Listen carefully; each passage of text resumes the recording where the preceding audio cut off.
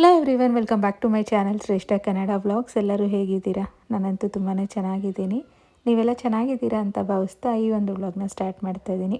ಇವತ್ತಿನ ವ್ಲಾಗ್ ಬಂದು ನನ್ನ ಒಂದು ಡೈಲಿ ರೂಟೀನ್ ವ್ಲಾಗ್ ಆಗಿರುತ್ತೆ. ಸೊ ಇವಾಗ ಮನೆ ಬಾಗಿಲೆಲ್ಲ ನೀಟಾಗಿ ಕ್ಲೀನ್ ಮಾಡಿಕೊಂಡು ಒಂದು ಪುಟ್ಟದಾಗಿ ರಂಗೋಲಿ ಬಿಡಿಸಿದ್ದೀನಿ. ನೆಕ್ಸ್ಟು ಮನೆಯಲ್ಲಿ ಪೂಜೆ ಮಾಡಬೇಕಾದ್ರೆ ಯೂಶ್ವಲಿ ನಾನು ಸಾಂಬ್ರಾಣಿ ಇಂಥದ್ದೆಲ್ಲ ವಾರಕ್ಕೊಂದು ಸಲ ಇಲ್ಲ 2 ಸಲ ಹಾಕ್ತೀನಿ. ಸೊ ಮೇನ್ ರೀಸನ್ ಏನೆಂದರೆ ಯಾವುದೇ ಒಂದು ಕಣ್ಣು ದೃಷ್ಟಿ ಆಗಿದ್ರೂ ಈ ಥರ ಸಾಂಬ್ರಾಣಿ ಹಾಕೋದ್ರಿಂದ ಅದು ಎಲ್ಲ ಹೋಗುತ್ತೆ ಅನ್ನೋ ಒಂದು ನಂಬಿಕೆ ಇದೆ. ಇವತ್ತು ಬೆಳಗಿನ ಬ್ರೇಕ್ಫಾಸ್ಟ್ಗೆ ಒಂದು ಚಪಾತಿ ಮತ್ತು ಬೀಟ್ರೂಟ್ ಪಲ್ಯ ಮಾಡ್ಕೊಂಡಿದ್ದೆ. ಸ್ನ್ಯಾಕ್ಸ್ಗೆ ಸ್ವಲ್ಪ ದಾಳಂಬಿ ಮತ್ತು ನೇರಳೆ ಹಣ್ಣು ಬೇರೆ ತಂದಿದ್ರು. ಇವಾಗ ಸೀಸನಲ್ ಫ್ರೂಟ್ ಅಲ್ವಾ, ಸೊ ಅದನ್ನೇ ಬಾಕ್ಸ್ಗೆ ಪ್ಯಾಕ್ ಮಾಡಿ ಕಳಿಸ್ದೆ ಮಕ್ಕಳನ್ನ. ರೀಸೆಂಟಾಗಿ ಒಂದು ವ್ಯೂವರು ನನಗೆ ಕೇಳಿದಂಥ ಕ್ವೆರಿ ಬಂದು, ಸೊ ಟೈಮ್ ಮ್ಯಾನೇಜ್ಮೆಂಟ್ ಬಗ್ಗೆ ಸ್ವಲ್ಪ ವ್ಲಾಗ್ಸಲ್ಲಿ ತಿಳಿಸ್ಕೊಡಿ. ಇವಾಗ ಹೆಂಗೂ ಸ್ಕೂಲ್ಸ್ ಎಲ್ಲ ರೆಸ್ಯೂಮ್ ಆಗಿದೆಯಲ್ವಾ, ಸೊ ನೀವು ಯಾವ ರೀತಿ ಮ್ಯಾನೇಜ್ ಮಾಡ್ತೀರಾ, ಮಕ್ಕಳಿಗೆ ಯಾವ ರೀತಿ ಟೈಮ್ ಕೊಡ್ತೀರಾ ಅನ್ನೋದ್ರ ಬಗ್ಗೆ ತಿಳಿಸ್ಕೊಡಿ ವ್ಲಾಗ್ಸಲ್ಲಿ ಅಂತ ಕೇಳಿದ್ದೀರಾ. ಸೊ ಯೂಶ್ವಲಿ ನನ್ನ ಪ್ರತಿಯೊಂದು ರೊಟೀನ್ ವ್ಲಾಗಲ್ಲೂ ಟೈಮ್ ಮ್ಯಾನೇಜ್ಮೆಂಟು ನಾನು ತೋರಿಸ್ತಾನೆ ಇರ್ತೀನಿ, ಬಟ್ ಅದ್ರ ಬಗ್ಗೆ ಮಾತಾಡಲ್ಲ ಅಷ್ಟೇ. ನೀವು ನೋಡಿದಾಗೆ ಬೆಳಗ್ಗೆ ಮತ್ತು ಮಧ್ಯಾಹ್ನಕ್ಕೆ ಏನು ಅಡುಗೆ ಇರುತ್ತಲ್ಲ ಅದನ್ನೆಲ್ಲ ನಾನು ಬೆಳಗ್ಗೆನೇ ಮಾಡಿ ಮುಗಿಸ್ತೀನಿ. ಅಂದರೆ ಬೆಳಗ್ಗೆ ಮಕ್ಕಳು ಏನು ಬಾಕ್ಸಿಗೆ ತೊಗೊಂಡು ಹೋಗ್ತಾರಲ್ವ, ಅದು ಸ್ವಲ್ಪ ತರಕಾರಿ ಜಾಸ್ತಿ ಇರೋವಂಥ ಐಟಮ್ಸ್ ಮಾಡ್ತೀನಿ. ಪುಲಾವು, ಇಲ್ಲಾಂದರೆ ಬಿಸಿಬೇಳೆಬಾತು, ರೊಟ್ಟಿ, ಇದರಲ್ಲೆಲ್ಲ ತುಂಬ ವೆಜಿಟೇಬಲ್ಸ್ನ ಫಿಲ್ ಮಾಡಿ ಮಾಡ್ಬೋದು. ಸೊ ಈ ಥರ ಏನಕ್ಕೆ ಮಾಡ್ತೀನಿ ಅಂದರೆ ಮಕ್ಕಳು ಬಾಕ್ಸಿಗೆ ಸಹ ಅದನ್ನೇ ತೊಗೊಂಡು ಹೋಗ್ತಾರೆ. ಸೊ ಸ್ವಲ್ಪ ನ್ಯೂಟ್ರಿಷಿಯಸ್ ವ್ಯಾಲ್ಯೂಸ್ ಜಾಸ್ತಿ ಇರೋವಂಥದ್ದು ಬೆಳಗ್ಗೆ ಬ್ರೇಕ್ಫಾಸ್ಟ್ ಮಾಡ್ತೀನಿ. ನೆಕ್ಸ್ಟು ಮಧ್ಯಾಹ್ನಕ್ಕೆ ಏನು ಬೇಕಲ್ವ ಸಾಂಬಾರು, ಅದನ್ನು ಬೆಳಗ್ಗೆನೇ ಮಾಡಿಟ್ಬಿಡ್ತೀನಿ. ಸೊ ಈ ಥರ ಮಾಡೋದ್ರಿಂದ ನನಗೆ ತುಂಬಾ ಟೈಮ್ ಉಳಿಯುತ್ತೆ, ಪ್ಲಸ್ ಎರಡನ್ನ ಮ್ಯಾನೇಜ್ ಮಾಡ್ಕೊಂಡು ಹೋಗೋಕ್ಕಾಗುತ್ತೆ. ಇಲ್ಲಾಂದರೆ ಆಫೀಸ್ ಕೆಲಸಕ್ಕೆಲ್ಲ ತುಂಬ ಡಿಸ್ಟರ್ಬ್ ಆಗುತ್ತೆ ಮಧ್ಯಾಹ್ನನೂ ಅಡುಗೆ ಮಾಡಬೇಕಂದ್ರೆ. ಸೊ ಇದು ಒಂದು ಟೈಮ್ ಮ್ಯಾನೇಜ್ಮೆಂಟ್ ಥಿಂಗ್ ನಾನು ಮೊದಲಿಂದನೂ ಮಾಡ್ಕೊಂಬಂದಿರೋದು. ಒಂದು ಸಾಂಬಾರು ಮಾಡಿಟ್ಕೊಂಡ್ಬಿಟ್ರೆ ಆಲ್ಮೋಸ್ಟ್ ಆಫ್ ದ ಡೇ ಇದು ಕೆಲಸ ನಮ್ಮದು ಮುಗ್ದಂಗೆ ಆಗುತ್ತೆ. ಇನ್ನು ನೆಕ್ಸ್ಟು ಮಧ್ಯಾಹ್ನಕ್ಕೆ ಸ್ವಲ್ಪ ಬಿಸಿ ಬಿಸಿ ಅನ್ನ ಮಾಡಿಕೊಂಡು ಜೊತೆಗೆ ಒಂದು ಆಮ್ಲೆಟ್ ಮಾಡಿಕೊಂಡ್ರು ಅದು ಒಂದು ಡಿಲಿಷಿಯಸ್ ಮೀಲ್ಸ್ ಥರನೇ ಆಗಿರುತ್ತೆ. ಸಿಂಪಲಾಗಿರುತ್ತೆ, ಸಾಂಬಾರು ಇರೋದ್ರಿಂದ ಕ್ವಿಕ್ಕಾಗಿ ಹೋಗುತ್ತೆ ಆ ಅಡುಗೆ ಥರ. ಸೊ ಅಡುಗೆದು ಈ ಥರ ನಾನು ಮ್ಯಾನೇಜ್ ಮಾಡ್ತೀನಿ, ಅಂದರೆ ಟೈಮ್ ಮ್ಯಾನೇಜ್ಮೆಂಟು. ಮತ್ತು ಮನೆ ಕ್ಲೀನಿಂಗು ಇಂಥದನ್ನೆಲ್ಲ ಬೆಳಗ್ಗೆನೇ ಮಕ್ಕಳು ಸ್ಕೂಲ್ಗೆ ಹೋಗಿದ ತಕ್ಷಣ ಎಲ್ಲ ಮುಗಿಸ್ಕೊಂಬಿಡ್ತೀನಿ. ಸೊ ಒಂದು ಸಲ ನಾನು ಆಫೀಸ್ ಕೆಲಸಕ್ಕೆ ಲಾಗಿನ್ ಆಗಿ ಕೂತ್ರೆ ಮತ್ತೆ ನಾನು ಲಂಚಿಗೆ ಒಂದು ಬ್ರೇಕ್ ತೊಗೊಳ್ತೀನಿ. ನೆಕ್ಸ್ಟು ಮಕ್ಕಳು ರಿಟರ್ನ್ ಸ್ಕೂಲಿಂದ ಬರ್ತಾರಲ್ವ ಆವಾಗ ಟೀಗೆ ಒಂದು ಬ್ರೇಕ್ ತೊಗೊಳ್ತೀನಿ. ಸೊ ಅಷ್ಟೇ, ಅದೆರಡು ಬ್ರೇಕು. ಇನ್ನು ರಿಮೈನಿಂಗ್ ಟೈಮೆಲ್ಲ ನನ್ನದು ಆಫೀಸ್ ಕೆಲಸದಲ್ಲೇ ಅದು ಸ್ಪೆಂಡ್ ಮಾಡ್ತೀನಿ. ಸೊ ಈ ರೀತಿ ಆಫೀಸ್ ಕೆಲಸಕ್ಕೂ ನನಗೇನು ಡಿಸ್ಟರ್ಬ್ ಆಗೋಲ್ಲ. ಸೊ ಸಂಜೆ ಒಂದು ಟೀ ಬ್ರೇಕ್ ಏನು ನಾವು ತೊಗೊಳ್ತೀವಲ್ಲ ಆ ಟೈಮಲ್ಲಿ ಮಕ್ಕಳು ಆಟಾಡೋಕ್ಕೆ ಹೋಗ್ತಾರೆ. 1 ಅವರ್ 1.5 ಅವರೇ ಆಟಾಡೋಕ್ಕೆ ಬಿಡ್ತೀನಿ. ಯಾಕಂದರೆ ಮಕ್ಕಳು ಆಲ್ರೆಡಿ ಸ್ಕೂಲಿಂದ ತುಂಬ ಓದ್ಕೊಂಡು ಅದೊಂಥರ ಅವ್ರಿಗೆ ಸ್ಟ್ರೈನಾಗಿ ಬಂದಿರ್ತಾರೆ. ಅವಾಗ ಮತ್ತೆ ಕೂಡಿಸ್ಕೊಂಡು ಓದಿಸೋದು, ಹೋಮ್ವರ್ಕ್ಸ್ ಬರ್ಸೋದು ಇಂಥದ್ದೆಲ್ಲ ನಾನು ಯಾವತ್ತೂ ಮಾಡಲ್ಲ. 1.5 ಅವರ್ ಬ್ರೇಕ್ ಕೊಡ್ತೀನಿ ಅವ್ರಿಗೆ. ಸ್ಕೂಲಿಂದ ಬರೋಷ್ಟರಲ್ಲಿ ಫ್ರೆಶ್ ಅಪ್ ಆಗಿ ಹೋಗಿ ಫ್ರೆಂಡ್ಸ್ ಜೊತೆ ಎಲ್ಲ ಟೈಮ್ ಸ್ಪೆಂಡ್ ಮಾಡ್ಕೊಂಡು ಬರ್ತಾರೆ. ಅದಾದಮೇಲೆ ನನಗೆ ಕಾಲ್ಸ್ ಟೈಮಿಂಗ್ಸ್ ಅದು. ಸೊ ಪ್ಯಾರ್ಲಲ್ಲಿ ಎರಡೂ ಮಾಡ್ತಾಯಿರ್ತೀನಿ. ಈ ಕಡೆ ಕಾಲ್ಸು ಅಟೆಂಡ್ ಮಾಡಿ ಸ್ಟೇಟಸ್ ಅಪ್ಡೇಟ್ಸ್ ಇಂಥದ್ದೆಲ್ಲ ಕೊಡ್ತಾಯಿರ್ತೀನಿ. ಜೊತೆಗೆ ಮಕ್ಕಳನ್ನ ನನ್ನ ಪಕ್ಕನೇ ಕೂರಿಸ್ಕೊಂಡು ಹೋಮ್ವರ್ಕ್ಸ್ ಬರ್ಸೋದು ಇಂಥದ್ದೆಲ್ಲ ಮಾಡ್ತಾಯಿದ್ದೀನಿ. ಸ್ವಲ್ಪ ಚಾಲೆಂಜಿಂಗ್ ಆಗಿರುತ್ತೆ ಈ ಒಂದು ಟೈಮು, ಯಾಕಂದರೆ ಪ್ಯಾರ್ಲಲ್ಲಿ ಎರಡೂ ಕೆಲಸ ಮಾಡಬೇಕು. ಬಟ್ ಆ ಟೈಮ್ ಬಿಟ್ಟು ಬೇರೆ ಟೈಮ್ ಮಾಡಿಸೋಣ ಅಂದರೆ ಮಕ್ಕಳಿಗೆ ಇನ್ನು ನಿದ್ದೆ ಮಾಡಿಬಿಡ್ತಾರೆ, ಅವಾಗೆಲ್ಲ ಕಷ್ಟ ಆಗುತ್ತೆ.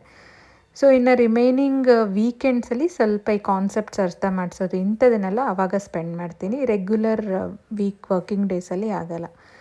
ಸೊ ಇವಾಗ ಒಂದು ಪ್ರಾಡಕ್ಟ್ದು ರಿವ್ಯೂ ನಿಮ್ಮೆಲ್ಲರ ಜೊತೆ ಶೇರ್ ಮಾಡ್ತಾಯಿದ್ದೀನಿ. ಮೀಶೋಯಿಂದ ತರಿಸಿರೋವಂಥದ್ದು. ಲಾಸ್ಟ್ ವ್ಲಾಗಲ್ಲಿ ಚೇಂಜಬಲ್ ಇಯರಿಂಗ್ಸ್ ತೋರಿಸಿದ್ನಲ್ಲ ಅದೇ ಕಾನ್ಸೆಪ್ಟಲ್ಲಿ ಇನ್ನೊಂದು ತರಿಸಿದ್ದೀನಿ.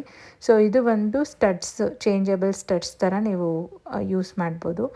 ಸಚ್ ಎ ಕ್ಯೂಟ್ ಪ್ರಾಡಕ್ಟ್ ಅಂತಲೇ ಹೇಳ್ಬೋದು. ಸೊ ಯೂಶ್ವಲಿ ಮಕ್ಕಳಿಗೆ ಎಲ್ಲ ಕಲರ್ಫುಲ್ ಇಯರಿಂಗ್ಸ್ ಹಾಕ್ಕೊಳ್ಳೋಕ್ಕೆಲ್ಲ ಇಷ್ಟಪಡ್ತಾರೆ.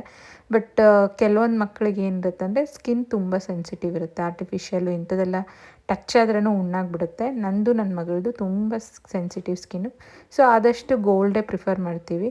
ಬಟ್ ಮಕ್ಕಳಿಗೆ ನಾವು ಎಷ್ಟೇ ಗೋಲ್ಡ್ ತೊಗೊಂಡ್ರೂ ಒಂಥರ ಈ ಕಲರ್ಫುಲ್ ಇಯರಿಂಗ್ಸ್ ಇಂಥದ್ದೆಲ್ಲ ಬೇರೆಯವ್ರು ಹಾಕ್ಕೊಂಡಾಗ ನಮಗೂ ಬೇಕು ಅಂತ ಕೇಳ್ತಾರೆ. ಸೊ ಅಂಥ ಟೈಮಲ್ಲಿ ಆ ಪ್ರಾಬ್ಲಮ್ನ ನೀವು ಸಾಲ್ವ್ ಮಾಡಬೇಕಂದ್ರೆ ಗೋಲ್ಡಲ್ಲೇ ಈ ಥರ ಚೇಂಜಬಲ್ ಇದು ಸ್ಟಡ್ಸ್ನ ತೊಗೊಂಡು ನಾವು ಪೇರಪ್ ಮಾಡ್ಕೋಬೋದು. ಸೊ ಇದೆಲ್ಲ ಕೆಲವೊಂದು ನನ್ನ ಮಗಳದು ಚಿಕ್ಕ ಮಗುದು ಇಯರಿಂಗ್ಸು ಮತ್ತು ನಂದು ಇಯರಿಂಗ್ ಸ್ಟಡ್ಸ್ ಎಲ್ಲ ಇದೆ. ಸೊ ಈ ಥರ ಮಲ್ಟಿಪಲ್ ಕಲರ್ಸ್ ಇರೋರು, ಇಲ್ಲಾಂದರೆ ಸ್ಮಾಲ್ ಇಯರಿಂಗ್ಸ್ ಇದೆ ಅದನ್ನು ಯೂಸ್ ಮಾಡೋಕ್ಕಾಗ್ತಾಯಿಲ್ಲ, ರಿಟರ್ನ್ ಕೊಟ್ಬಿಟ್ಟು ಬೇರೆ ತೊಗೋಬೇಕು ಅನ್ನೋರಿಗೆ ಇವಾಗ ಒಂದು ಐಡಿಯಾ ಹೇಳ್ಕೊಡ್ತೀನಿ. ಈ ಥರ ಇದು ಮಾಡಿ ಚಿಕ್ಕ ಇಯರಿಂಗ್ಸ್ನ ದೊಡ್ಡದಾಗಿ ಮಾಡ್ಕೊಂಡು ಹಾಕ್ಕೋಬೋದು. ಮತ್ತು ನಿಮ್ಮ ಹತ್ರ ಇರೋವಂಥ ಒಂದು ಇಯರಿಂಗ್ಸ್ನ ಮಲ್ಟಿಪಲ್ ಕಲರ್ಸು ಮತ್ತು ಡ್ರೆಸ್ಸಿಗೆ ಮ್ಯಾಚಿಂಗ್ ಹಾಕ್ಕೊಳ್ಳೋವಂಥ ಇಯರಿಂಗ್ಸ್ ಯಾವ ರೀತಿ ಮಾಡ್ಬೋದು ಅಂತ ಇವತ್ತು ಈ ವ್ಲಾಗಲ್ಲಿ ನಿಮ್ಮ ಜೊತೆ ಶೇರ್ ಮಾಡ್ತಾಯಿದ್ದೀನಿ.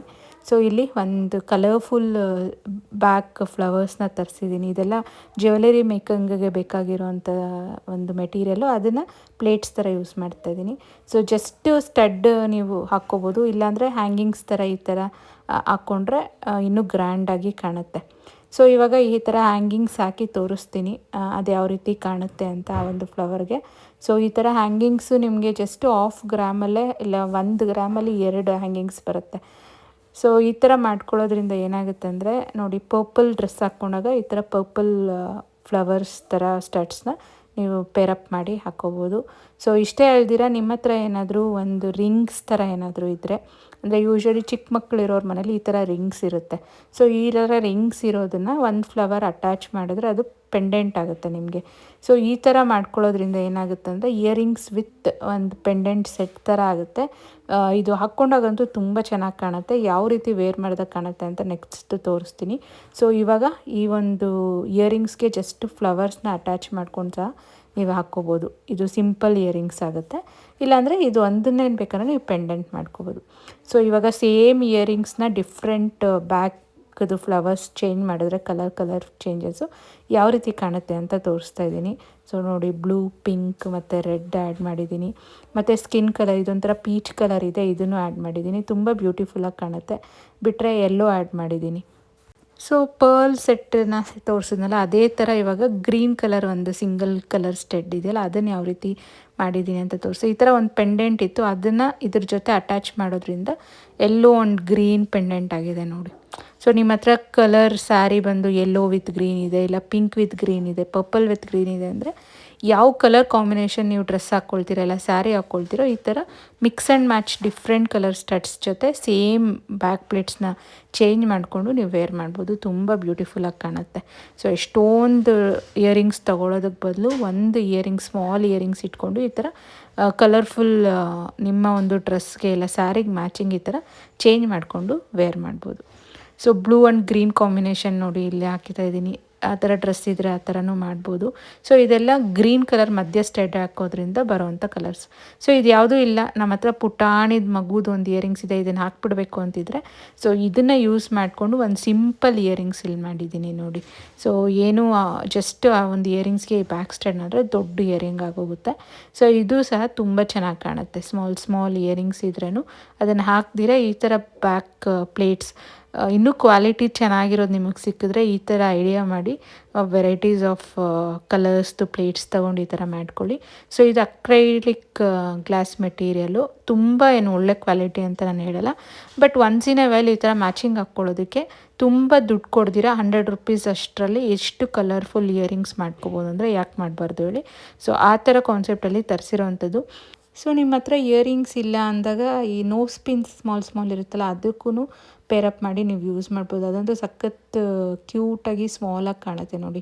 ಈ ಫ್ಲವರ್ ಎಷ್ಟು ಚೆನ್ನಾಗಿ ಕಾಣ್ತಾಯಿದೆ. ಇದರಲ್ಲಿ ಹಾಕಿರೋದು ಬಂದು ನೋಸ್ ಪಿನ್ ನಾನು.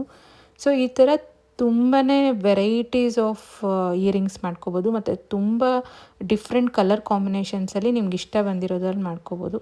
ಸೊ ಇವಾಗ ವೇರ್ ಮಾಡಿದ್ರೆ ಯಾವ ರೀತಿ ಕಾಣುತ್ತೆ ಅಂತ ತೋರಿಸ್ತೀನಿ ನೋಡಿ. ಪರ್ಪಲ್ ಡ್ರೆಸ್ಗೆ ಪರ್ಪಲ್ ಸ್ಟಡ್ಡು ಮತ್ತು ಪರ್ಪಲ್ ಪೆಂಡೆಂಟ್ ಎಷ್ಟು ಎಲೆಗೆಂಟಾಗಿ ಮತ್ತು ಸಖತ್ತಾಗಿ ಕಾಣ್ತದೆ. ನನಗಂತೂ ತುಂಬ ಇಷ್ಟ ಆಯ್ತು ಈ ಕಾಂಬಿನೇಷನು.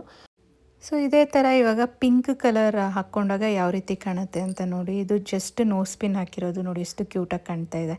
ಸೊ ಈ ಥರ like different colour combinations with pendant ಸೆಟ್ಸ್ನ ನೀವು ಈಸಿಯಾಗಿ ಮಾಡ್ಕೊಳ್ಬೋದು ಈ ಒಂದು ಐಡಿಯಾ ಯೂಸ್ ಮಾಡಿಕೊಂಡು. ಸೊ ಈ ಒಂದು ಐಡಿಯಾ ನಿಮಗೆ ಇಷ್ಟ ಆದರೆ ನನಗೆ ಕಮೆಂಟ್ಸ್ ಮುಖಾಂತರ ತಿಳಿಸ್ಕೊಡಿ. ಮತ್ತು ಈ ಪ್ರಾಡಕ್ಟು ನಾನು ಡಿಸ್ಕ್ರಿಪ್ಷನಲ್ಲಿ ಆ್ಯಡ್ ಮಾಡಿರ್ತೀನಿ ಲಿಂಕು, ನೀವು ಬೇಕಂದರೆ ಹೋಗಿ ಪರ್ಚೇಸ್ ಮಾಡ್ಬೋದು. ಮತ್ತು ಇದು ಯಾವುದೇ ರೀತಿ ಪ್ರಮೋಷ್ನಲ್ ವಿಡಿಯೋ ಅಲ್ಲ. ಸೊ ನನ್ನ ಮಗಳು ತುಂಬ ದಿನದಿಂದ ಈ ಥರ ಚೇಂಜಬಲ್ ಕಲರ್ ಇಯರಿಂಗ್ಸ್ ಕೊಡಿಸು ಅಂತ ಕೇಳ್ತಾಯಿದ್ಲು. ಬಟ್ ಅವಳಿಗೆ ಆ ಸ್ಕಿನ್ನಿಗೆ ಅಡ್ಜಸ್ಟ್ ಆಗದೇ ಇರೋದ್ರಿಂದ ಒಂದು ಐಡಿಯಾ ಮಾಡಿ ಈ ಥರ ತರಿಸಿದ್ದೀನಿ ನಾನು ಬ್ರೌಸ್ ಮಾಡಿ. ಸೊ ನೋಡಿ, ಇದು ಒರಿಜಿನಲ್ ಗೋಲ್ಡ್ ಪೆಂಡೆಂಟ್ ಜೊತೆ ಆ ಫ್ಲವರ್ನ ಪೇರ್ ಮಾಡೋದ್ರಿಂದ ಆ ಥರ ಒಂದು ಬ್ಯೂಟಿಫುಲ್ ಕಾಂಬೋ ಆಗುತ್ತೆ. ಸೊ ಈ ಥರ ಡಾರ್ಕ್ ಕಲರ್ಸು ಬರುತ್ತೆ. ಮತ್ತು ಇದರಲ್ಲೇ ನಿಮ್ಗೇನಾದರೂ ತುಂಬ ಕ್ವಾಲಿಟಿ ಚೆನ್ನಾಗಿರೋವಂಥದ್ದು ನಿಮಗೆ ಸ್ಟೋರ್ಸಲ್ಲಿ ಸಿಕ್ಕಿದ್ರೆ ಪರ್ಚೇಸ್ ಮಾಡಿ, ಈ ಥರ ಪೇರಪ್ ಮಾಡಿ. ಈ ಪ್ರಾಡಕ್ಟೇ ತೊಗೋಬೇಕು ಅಂತ ಏನಿಲ್ಲ. ಸೊ ಇದು ಚೇಂಜಬಲ್ ಇಯರಿಂಗ್ಸ್ ಆದರೆ ಇದೇ ಥರ ಚೇಂಜಬಲ್ ಹ್ಯಾಂಗಿಂಗ್ಸ್ ಇನ್ನೊಂದು ವ್ಲಾಗಲ್ಲಿ ಮಾಡಿದ್ದೀನಿ, ನನ್ನ ಪ್ರೀವಿಯಸ್ ವ್ಲಾಗಲ್ಲಿ. ನೀವೇನಾದರೂ ಚೆಕ್ ಮಾಡಿಲ್ಲ ಅಂದರೆ ಒಂದು ಸಲ ಹೋಗಿ ಚೆಕ್ ಮಾಡಿ. ಆ ಪ್ರಾಡಕ್ಟ್ದು ಕೂಡ ಇಲ್ಲೇ ನಾನು ಡಿಸ್ಕ್ರಿಪ್ಷನಲ್ಲಿ ಆ್ಯಡ್ ಮಾಡಿರ್ತೀನಿ, ಇನ್ನೊಂದು ಸಲ ಲಿಂಕು, ಬೇಕಾದ್ರೆ ನೀವು ಪರ್ಚೇಸ್ ಮಾಡ್ಬೋದು. ಸೊ ನೋಡಿದ್ರಲ್ಲ ಯಾವ ರೀತಿ ಇರುತ್ತೆ ಈ ಒಂದು ಇಯರಿಂಗ್ಸು. ಡಿಫ್ರೆಂಟ್, ನಿಮ್ಮ ಹತ್ರ ಒಂದು ಇಯರಿಂಗ್ ಇದ್ದರೆ ಸಾಕು, ಅದು ಸ್ಮಾಲ್ ಇಯರಿಂಗು. ಸೊ ನೀವು ವೆರೈಟೀಸ್ ಆಫ್ ಮಾಡ್ಕೋಬೋದು. ಮತ್ತು ಮಕ್ಳಿಗೂ ತುಂಬ ಖುಷಿಯಿಂದ ಹಾಕ್ಕೊಳ್ತಾರೆ ಈ ಥರ ಇಯರಿಂಗ್ಸ್ ಕಲರ್ಫುಲ್ ಮಾಡಿ ಹಾಕೋದ್ರಿಂದ. ಸೊ ಯಾವುದೇ ರೀತಿ ಗೋಲ್ಡ್ ಹಾಕಿಲ್ಲ ಅನ್ನೋ ಅಂತ ಕಾಂಪ್ರಮೈಸ್ ಮಾಡ್ಕೊಳ್ಳೋದು ಬೇಡ. ಗೋಲ್ಡ್ ಜೊತೆನೇ ಇದನ್ನು ಅಕ್ರೈಲಿಕ್ ಬೀಡ್ಸ್ನ ಒಂಥರ ಪೇರಪ್ ಮಾಡೋದ್ರಿಂದ ಒಂದು ಒಳ್ಳೆ ಕಾಂಬೋ ಆಗುತ್ತೆ. ಹೋಪ್ಫುಲಿ ಈ ಒಂದು ಐಡಿಯಾ ನಿಮ್ಗೆ ಇಷ್ಟ ಆಗಿದೆ ಅಂತ ಭಾವಿಸ್ತಾ ಇದ್ದೀನಿ. ಇಷ್ಟ ಆಗಿದರೆ ನನಗೆ ಕಮೆಂಟ್ಸಲ್ಲಿ ತಿಳಿಸ್ಕೊಡಿ. ಮತ್ತು ಇದು ನೋಡಿ, ಚಿಕ್ಕ ಮಕ್ಳಿಗೆ ಹಾಕ್ತಂಥ ಇಯರಿಂಗ್ಸು, ಅದು ಇನ್ನೇನು ಹಾಕೋಕ್ಕಾಗ್ತಾ ಇಲ್ಲ ಅನ್ನೋವಾಗ ಈ ಥರ ಇದ್ರ ಜೊತೆ ಪೇರಪ್ ಮಾಡಿಕೊಂಡು ದೊಡ್ಡ ಇಯರಿಂಗ್ಸ್ ಮಾಡಿಕೊಂಡು ಹಾಕ್ಕೋಬೋದು. ಸೊ ಎಷ್ಟು ಪುಟಾಣಿ ಇಯರಿಂಗ್ಸ್ ಇದ್ರೂ ಈ ಥರ ನೀವು ಪೇರಪ್ ಮಾಡಿ ಹಾಕ್ಕೊಳ್ಳೋದ್ರಿಂದ ದೊಡ್ಡೋರು ಸಹ ನೀವು ಯೂಸ್ ಮಾಡ್ಬೋದು, ಚಿಕ್ಕ ಮಕ್ಕಳ ಇಯರಿಂಗ್ಸ್ನ ಸಹ. ಇವಾಗ ಮಧ್ಯಾಹ್ನದ ಲಂಚಿಗೆ ಆಲ್ರೆಡಿ ಬೆಂಡೆಕಾಯಿ ಗೊಜ್ಜು ಬೆಳಗ್ಗೆನೇ ಮಾಡಿಟ್ಟಿದ್ದೀನಿ. ಅದಕ್ಕೆ ಕಾಂಬಿನೇಷನ್ ಆಗಿ ಕ್ವಿಕ್ಕಾಗಿ ಇವಾಗ ಅನ್ನ ಮಾಡಿಕೊಂಡು ಮೊಟ್ಟೆ ಬೇಯಕ್ಕಿಟ್ಟಿದ್ದೀನಿ. ಸೊ ಯೂಶ್ವಲಿ ಆಫೀಸ್ ಕೆಲಸ ಎಲ್ಲ ಸ್ವಲ್ಪ ಜಾಸ್ತಿ ಇದ್ದಾಗ ಮೊಟ್ಟೆನ ಬೇಯಕ್ಕಿಟ್ಬಿಡ್ತೀನಿ, ಅಂದರೆ ಬಾಯ್ಲ್ ಮಾಡಿಬಿಡ್ತೀನಿ. ಇಲ್ಲ ಕಡಿಮೆ ಇದೆ, ಸ್ವಲ್ಪ ಒಂದು 15 ಮಿನಿಟ್ಸ್ ಬ್ರೇಕ್ ತೊಗೋಬೋದು ಅಂತ ಇರೋವಂಥ ಸಿಚುವೇಶನ್ಸಲ್ಲಿ ಆಮ್ಲೆಟು ಈ ಥರ ಮಾಡ್ಕೊಳ್ತೀನಿ, ಆನಿಯನ್ಸ್ ಎಲ್ಲ ಹಾಕಿ. ಸೊ ಅದು ವೇರಿ ಆಗುತ್ತೆ. ಬಟ್ ಎಗ್ ಅನ್ನೋದು ಇಂಟೇಕ್ ಜಾಸ್ತಿ ಮಾಡ್ತೀವಿ ನಾವು, ಪ್ರೋಟೀನ್ ಇಂಟೇಕ್ ಇರಬೇಕು ಅಂತ. ಸೊ ಯೂಶ್ವಲಿ ಸೈಡ್ ಡಿಶ್ಶು ಈ ನಾನ್ ವೆಜ್ ತಿನ್ನೋವಂಥ ದಿನಗಳಲ್ಲಿ ಆಮ್ಲೆಟು, ಇಲ್ಲ ಎಗ್ ಫ್ರೈ, ಇಲ್ಲ ಬಾಯ್ಲ್ಡ್ ಎಗ್ ಈ ಥರನೇ ಇರುತ್ತೆ ನಮ್ಮ ಮನೇಲಿ. ಸೊ ಈ ಥರ ನಾನು ಟೈಮ್ ಮ್ಯಾನೇಜ್ಮೆಂಟ್ ಮಾಡ್ಕೊಳ್ತೀನಿ. ಸೊ ಟೈಮ್ ಮ್ಯಾನೇಜ್ಮೆಂಟ್ ಅನ್ನೋದು, ಇಲ್ಲ ಮಲ್ಟಿ ಟಾಸ್ಕಿಂಗ್ ಅನ್ನೋದು ತುಂಬ ಈಸಿ ಅಂತ ನಾನು ಹೇಳಲ್ಲ. ಅದರದ್ದೇ ಆದ ಶ್ರಮ ಇರುತ್ತೆ. ಮತ್ತು ನಾನು ತೋರಿಸಿದಷ್ಟು ಈಸಿ ಇರಲ್ಲ. ಅಂದರೆ ಆ ಟೈಮ್ಗೆ ನಮಗೂ ಸುಸ್ತಾಗುತ್ತೆ, ಸ್ಟ್ರೈನ್ ಆಗಿರುತ್ತೆ. ಈವ್ನಿಂಗ್ ನೈಟ್ ಆಗೋಷ್ಟರಲ್ಲೇ ಡ್ರೈನ್ ಆಗೋಗಿರ್ತೀವಿ. ನೆಕ್ಸ್ಟು ಏನು ಮಾಡೋಕ್ಕೆ ಇಷ್ಟ ಆಗಲ್ಲ. ಬಟ್ ಸ್ಟಿಲ್ ಕೆಲವೊಂದು ಸಲ ಏನಾಗುತ್ತೆ ಅಂದರೆ ನಾವೇ ಅದು ಬೇಕು ಅಂತ ತಗೊಂಡಾದಾಗ ನಾವು ಅದನ್ನೆಲ್ಲ ನಿಭಾಯಿಸ್ಕೊಂಡು ಹೋಗಲೇಬೇಕಾಗುತ್ತೆ.